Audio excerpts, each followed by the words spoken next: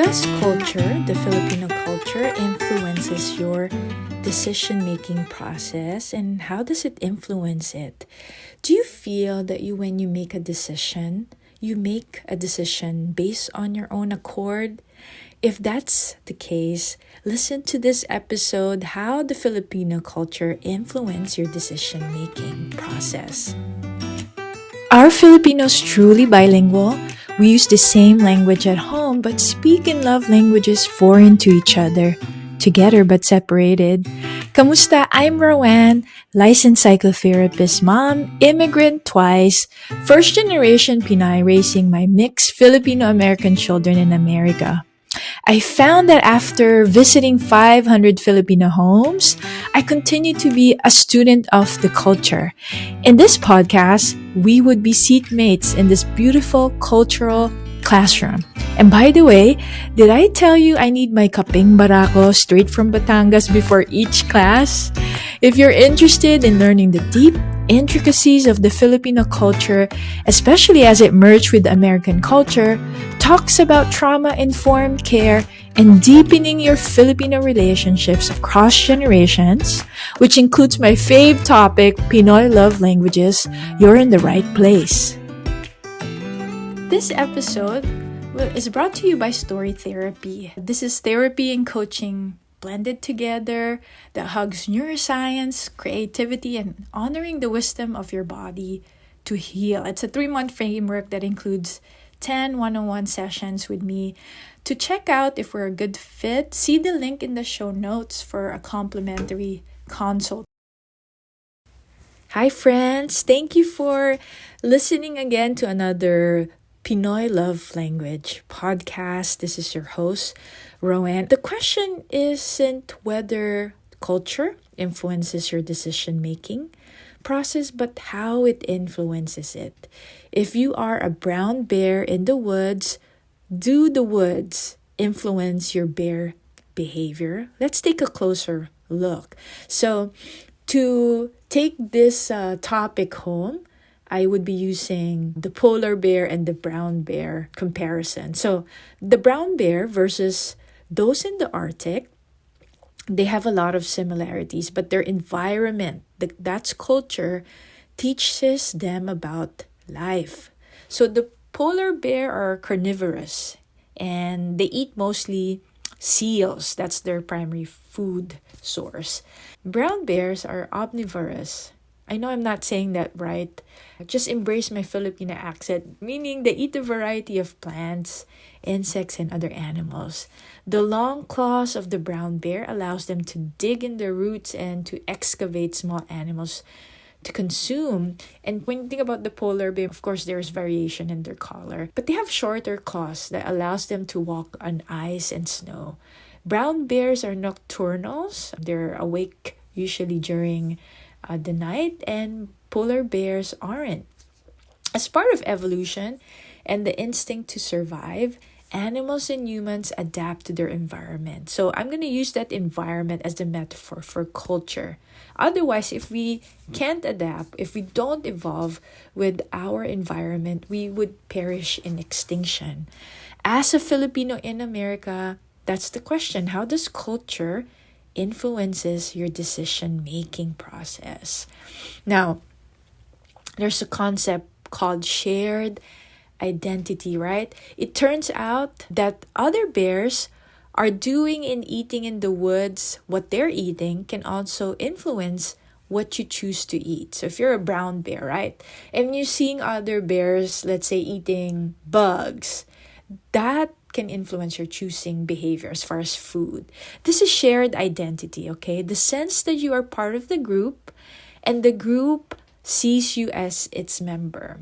So based on social scientists, both of those definitions need to be met. So not only that you see yourself as part of the group, but the group sees you as its member. That's shared identity. So in an experiment led by Stephen Risher, and what they did was they had a female student, college student jog, and she was wearing this sweaty shirt, okay? And she wore 2 different shirts, but she was just sweaty the whole day. She was jogging. And one of the shirt has each of a university color and logo. So there's two university, and one shirt has the color and the logo, and then the other one has another university's color and logo. Now, the stinky shirt was asked to be sniffed by participants, right?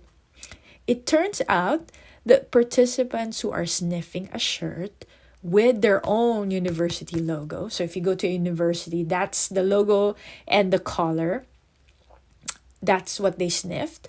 It turns out they washed their hands and used hand sanitizer less when compared to when they're sniffing a shirt that they don't have a shared identity with. Basically, if you're sniffing a shirt from a person who you deem as part of your circle, your level of stinky disgust is lower. Okay? So does that make sense that when you're sniffing someone's shirt and it's sweaty, but it has other person's university color and logo, you find that stinkier because you don't have shared identity with that shirt. The sense to belong in your cultural group where a membership in it is crucial for your survival can influence your decision making. For a Filipino, the membership in your family unit is a strong tie. When making decision making for yourself is an American core value, where does this leave the Filipino American, right? So in America, it's about making decisions for yourself. It's the most individualistic culture, as mentioned by many social psychologists, right? How difficult is this for the Filipino American when the family has such a strong membership or shared identity? How do we balance this? So, the tightrope that the Filipino American has to walk on can feel pretty steep, right? And that rope narrow. In school, American students are oriented to make decisions on their own. Because I'm a homeschooling mom, I am familiar with core grade curriculums, right? Even for first grade, you are to state your opinion, right? There is like a lesson on would you rather be a clown on a tightrope, or would you rather be the ringmaster training the elephant, for instance? I'm just making that up, right? In the motherland, in the Philippines, making a decision is important, but not as important as to the orientation to be kind, which in the Filipino core value is called kagandahang loob. Okay? So the orientation to be kind, to be mabait, and the ability to share your space. This is a manifestation of kapwa, to see the other as you and vice versa. Now, it's very important to understand that culture rewards the behavior that it deems to be appropriate or admirable, right? I'll tell you a story. Okay, during my schooling in San Andres, this is a city in Manila, when my parents were still trying to make it as entrepreneurs, right? They had their own small tailoring shop. Our family lived in a small apartment, and there's 3 apartments. I remember it vividly. And then there's a river on one side, and then what they call as a very impoverished area, quote unquote squatters area on the opposite side.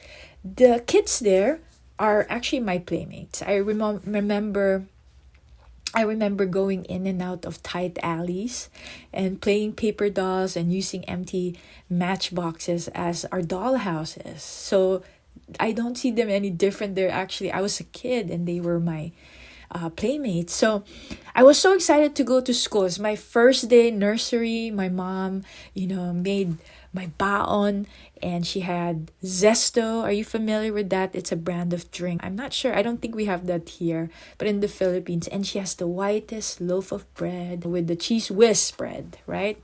So I have everything that I needed as a kid.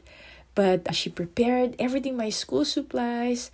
Even to this day, I love the smell of school supplies. The sharpened pencil, the way the zipper open, your pencil case. Anyone who can relate to this? Now, I got to school. It's my first time.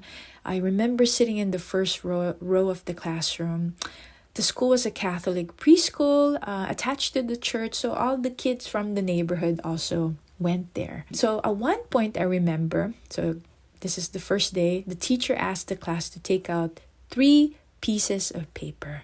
So I zip my backpack open as if I was opening a jewelry box with the finest jewels. I was so excited.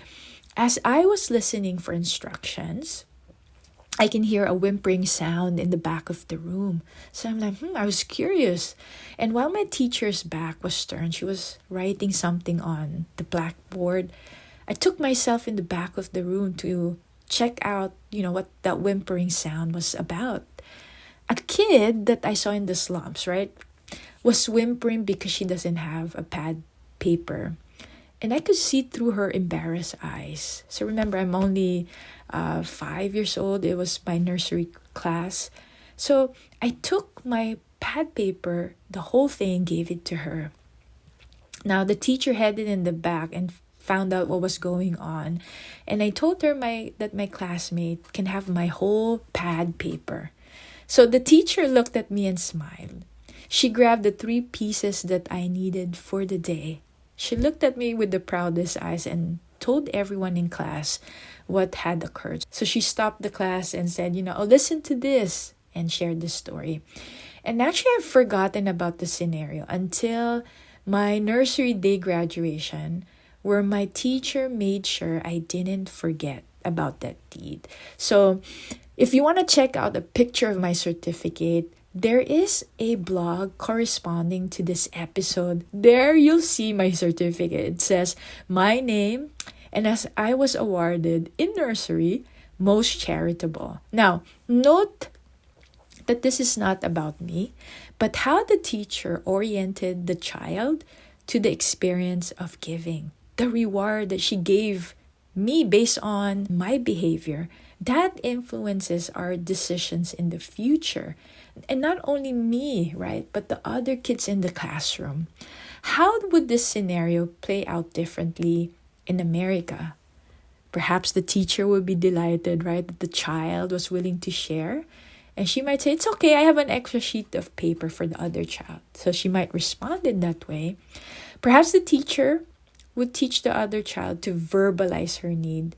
Tell me what you need, sweetie. She might say, what do you need? And when the child says, oh, I need paper, she'll say, oh, wow, great asking. So orienting the child, that articulation, expression of need is very important.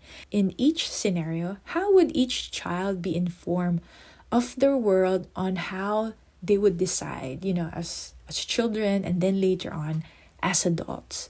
Are you a bear in the woods or in the Arctic, right? As I began, are you a bear in the woods consuming plants and animals, or in the Arctic, the polar bear who is mainly consuming seal? When we return, we'll talk more about how we are more groupish, right? That we think that we make decisions in our own accord, but according to many research, we truly are more groupish than we think we are. So I'll be right back. Please stick around, dyan ka lang.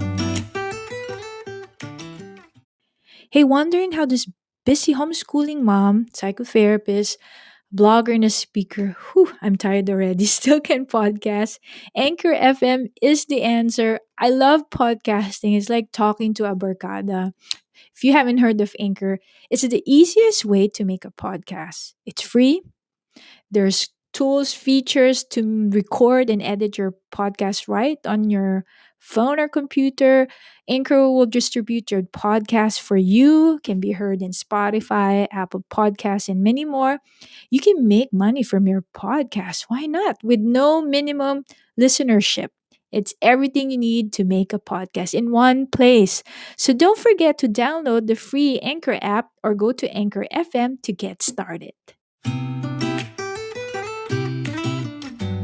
Welcome back. Again, this is your host, Roanne. Thank you so much for sticking around. As mentioned, a polar bear's diet is comprised of seals, right? It's what's available, and it's what gives it its micronutrients it needs to survive in that environment. When making decisions on what to eat, where would you go for the weekend, what books to read, what metrics do you use to decide? Is it from your own preference radar? Or just because I like it, therefore that's what I choose metric. I'm certain this occurs and something we may even take for granted. Indeed, we can make decisions on our own. But social scientists and research tells us, like I mentioned, that we are more groupish than you think you are.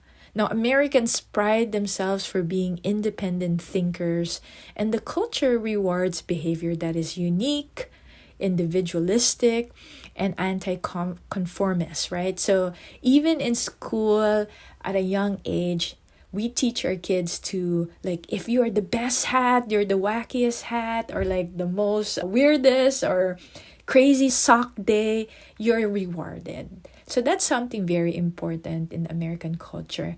If you've listened to this podcast before, there is no postulation that one is better than the other. It's what works in that specific cultural context, right?